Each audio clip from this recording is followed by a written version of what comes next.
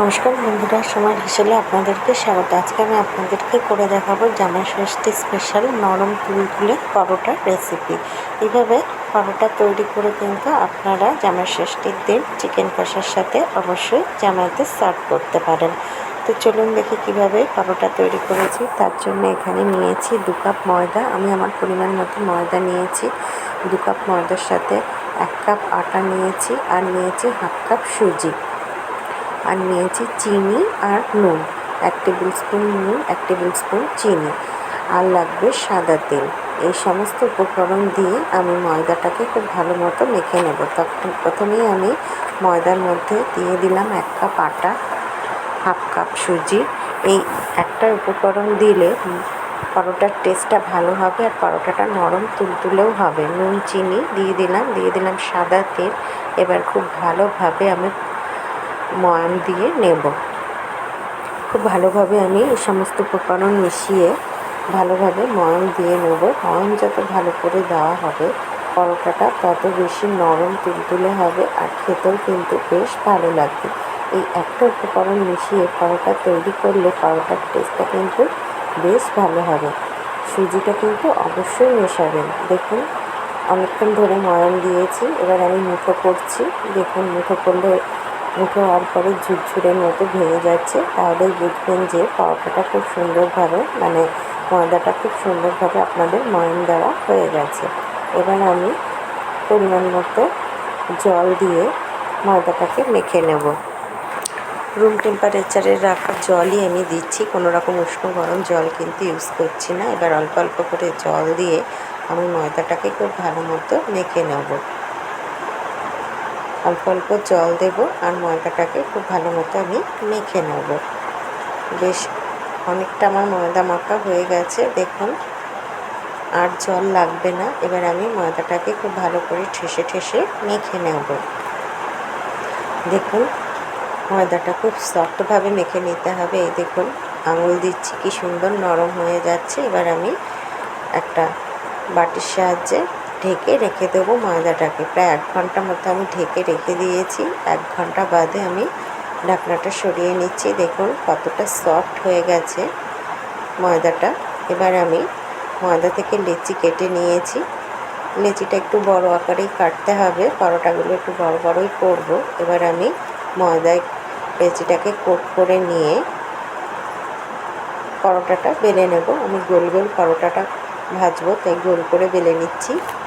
আপনারা ইচ্ছা করলে ত্রিকোণাকৃতিও করতে পারেন। আমি গোল করেই ভেজে নেব। অবশ্যই কিন্তু জামাই ষষ্ঠীর দিন বাড়িতে এই পরোটাটা ভেজে বাড়ির জামাইদেরকে খাওয়াবেন। সকালের জলখাবারে দিতে পারেন, আবার রাত্রির ডিনারেও কিন্তু করতে পারেন। আবার এমনি দিনেও কিন্তু নিজেরাও বাড়িতে তৈরি করে খেতে পারেন।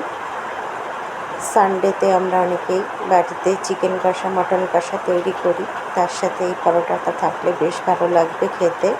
আবার নিরামিষ দিনে পনির, আলুর দমের সাথেও কিন্তু খেতে বেশ ভালো লাগবে। দেখুন, আপনাদের সাথে কথা বলতে বলতে আমি পরোটাগুলো বেলে নিচ্ছি। এইভাবে পরোটাগুলো আগে আমি বেলে নেব। বেলে আমি রেখে দিচ্ছি পেপারের উপরে। তারপরে আমি পরোটাগুলো ভাজবো। দেখুন, একটা থালার মধ্যে তুলে নিয়েছি। এবার আমি পরোটাগুলো ভেজে নেব। তার জন্য গ্যাসে কড়াই বসিয়ে দিয়েছি। কড়াইটা খুব ভালো করে আগে গরম করে নিয়েছি। তারপরে আগে পরোটাগুলো একটু এপিট ওপিট করে হালকা করে সেঁকে নেব। তাহলে কি হবে, পরোটা ভাজতে খুব বেশি তেলও লাগবে না, আর খেতেও বেশ ভালো লাগবে, নরম তুলতুলে লাগবে পরোটাটা খেতে।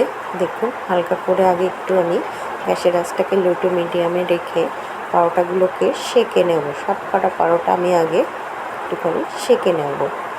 এপিট ওপিট করে একটু হালকা করে সেঁকে নেব।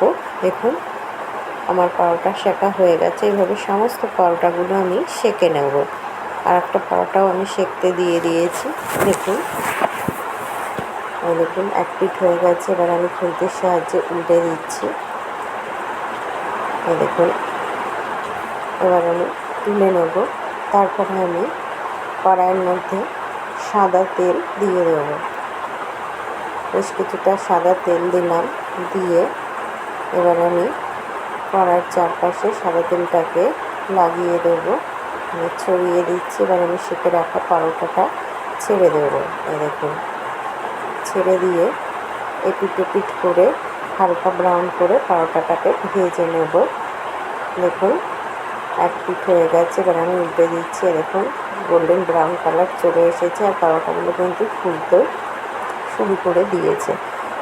এইভাবে সমস্ত পরোটাগুলো আমি উল্টে পাল্টে লাল লাল করে ভেজে তুলে নেব। আবার আমি গ্যাসে একটু তেল দিয়ে দিলাম, আমি কড়াইয়ের মধ্যে তেল দিয়ে দিলাম।